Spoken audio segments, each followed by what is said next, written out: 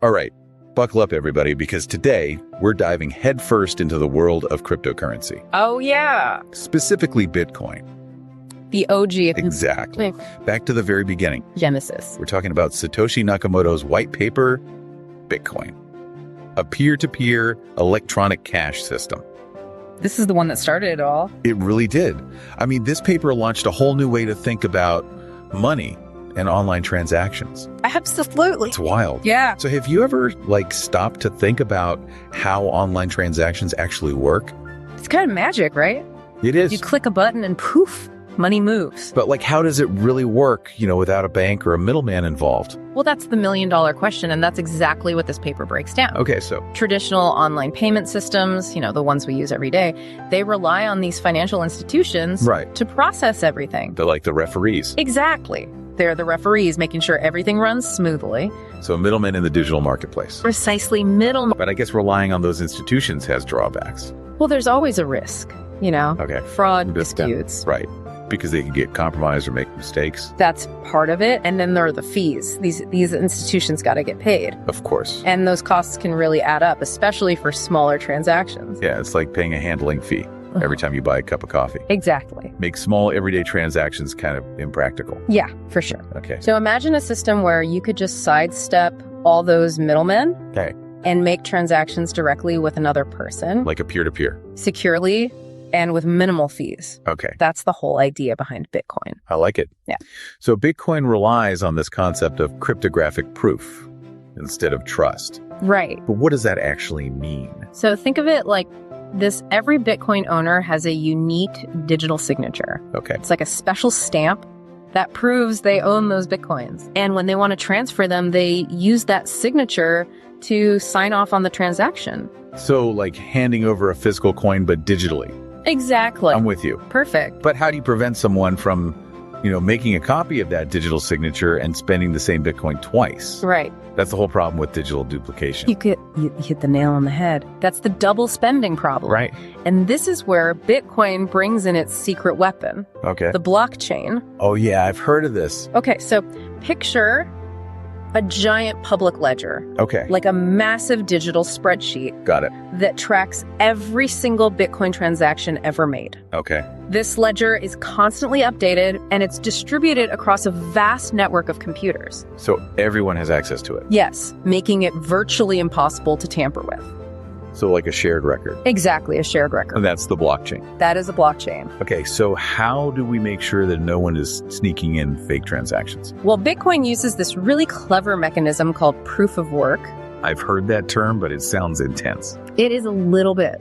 So imagine a massive computational puzzle. Okay. Specialized computers on the network, we call them miners. Miners, okay. They compete to solve this puzzle. Right. And the first one to crack the code gets to add a new block of transactions to the blockchain. Oh, wow. But these puzzles, they require an immense amount of computing power, making it super difficult and expensive for anyone to try and cheat the system. So it's like a giant digital Sudoku competition, and the winner gets to update the ledger. Yeah, that's a great analogy. I like it. And because this whole system is decentralized, meaning it doesn't rely on any single authority or server. No central point of failure. Exactly. It becomes really resistant to manipulation. Okay, that's pretty cool. But there has to be some incentive for people to participate in this whole puzzle solving thing, right? Oh, absolutely. It can't all be altruism. No. So what is it? Well, the incentive for miners to dedicate all that computing power is twofold.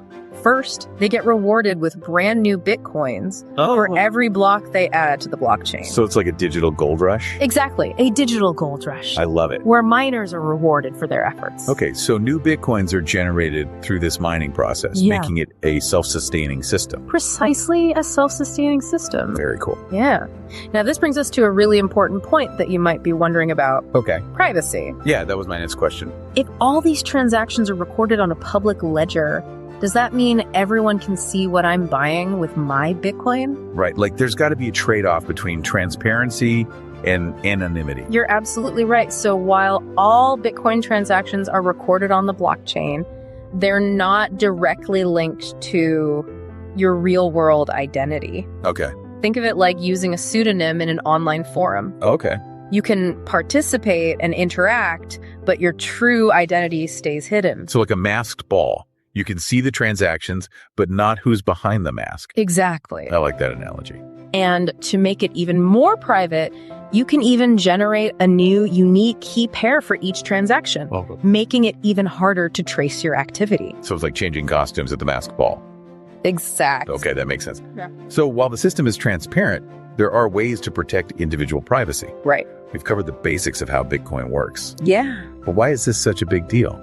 Well, some people believe Bitcoin has the potential to completely disrupt traditional financial systems. Right. It's a bold statement, but not entirely unfounded. Okay. Because remember, Bitcoin operates independently of any government or central bank. Right. So that offers a level of freedom and control that traditional finance just can't match. So taking power back from those big institutions and giving it to the people. Exactly. Democratizing finance, making it more accessible and less reliant on these traditional gatekeepers. I like it. And because it's built on a global network, Bitcoin has the potential to really change how we think about international transactions, make them faster, cheaper, and way more efficient.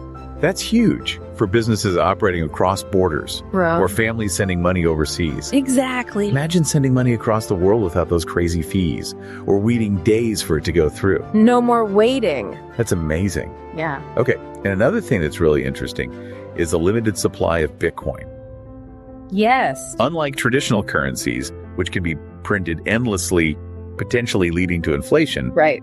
Bitcoin's code says there will only ever be 21 million Bitcoins in existence. It's true. So it's like digital gold. Exactly. A finite resource with scarcity built in. Okay, so this scarcity contributes to Bitcoin's potential as a hedge against inflation. It could, because as demand grows and the supply stays fixed, its value should theoretically increase. Well, of course, this is just one perspective. Of course. The future of Bitcoin is uncertain. Very uncertain. And there are risks and challenges. Oh, absolutely. We can't just focus on the good stuff. Right. One major concern is the volatility of Bitcoin's price. Okay. You know, it's had some dramatic swings in value. So you gotta have a strong stomach.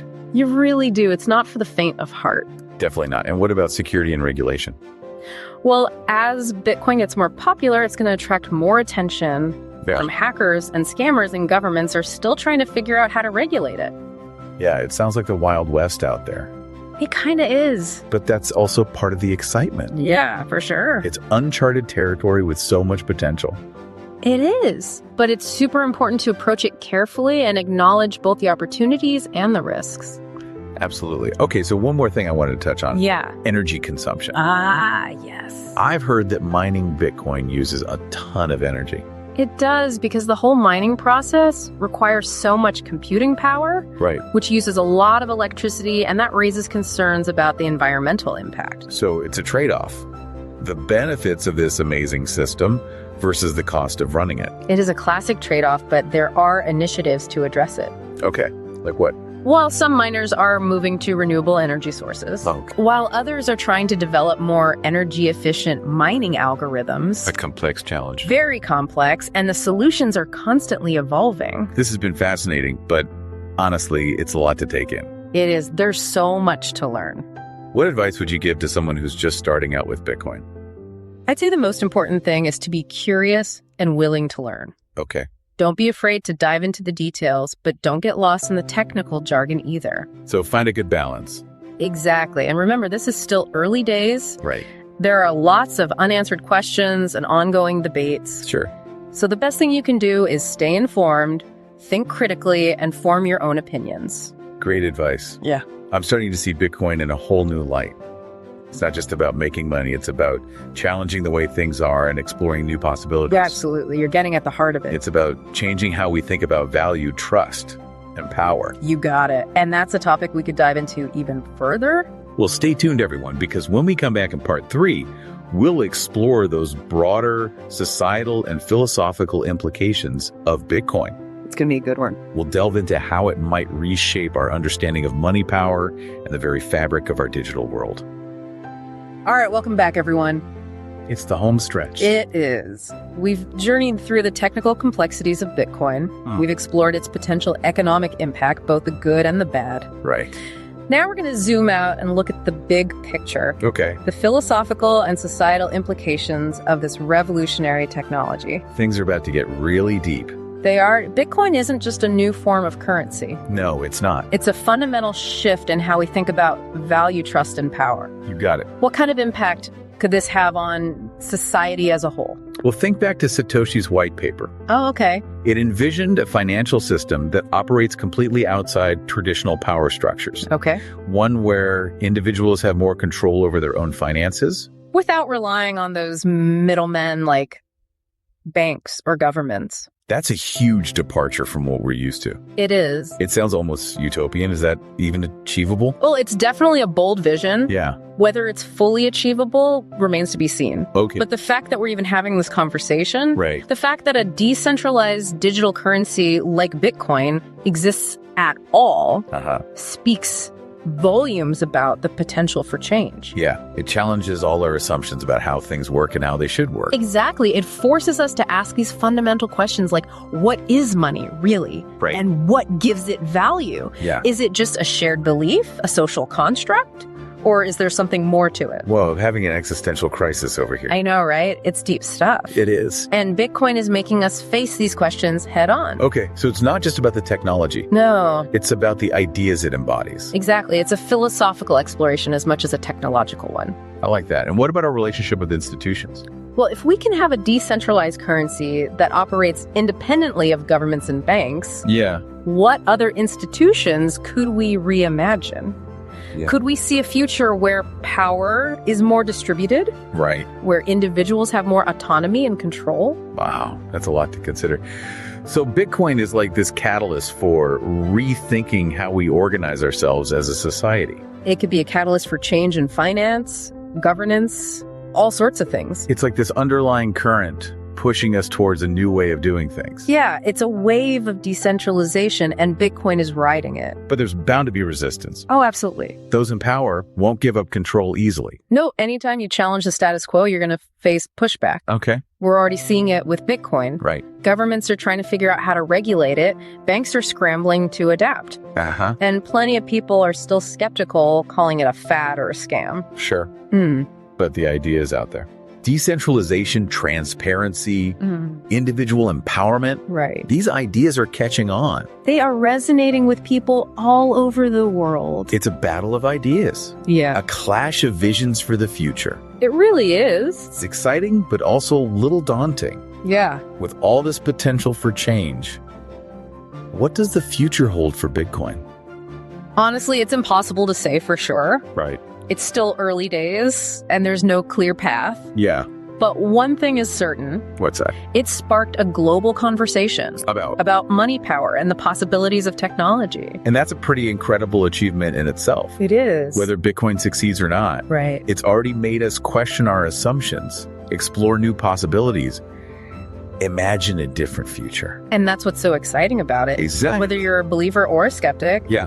there's no denying that Bitcoin has opened up a world of possibilities. And we're just starting to explore them. That's the best part. Well said, and with that thought-provoking note, Ooh, I like that. we come to the end of our deep dive into Bitcoin. Sad to see it go. I know, me too. But we've covered a lot of ground. We have. But this is just the beginning of the conversation. Right. We encourage you to continue exploring on your own. Keep learning. Do your research, engage with different perspectives, That's important. and most importantly, form your own conclusions. You got it. The future of money and the future of society are being shaped right now. It's true. And it's up to all of us to be part of that conversation. Well said. I couldn't agree more. Until next time, keep diving deep, keep asking questions, and keep that curiosity alive. Be curious, my friends. Thanks for joining us.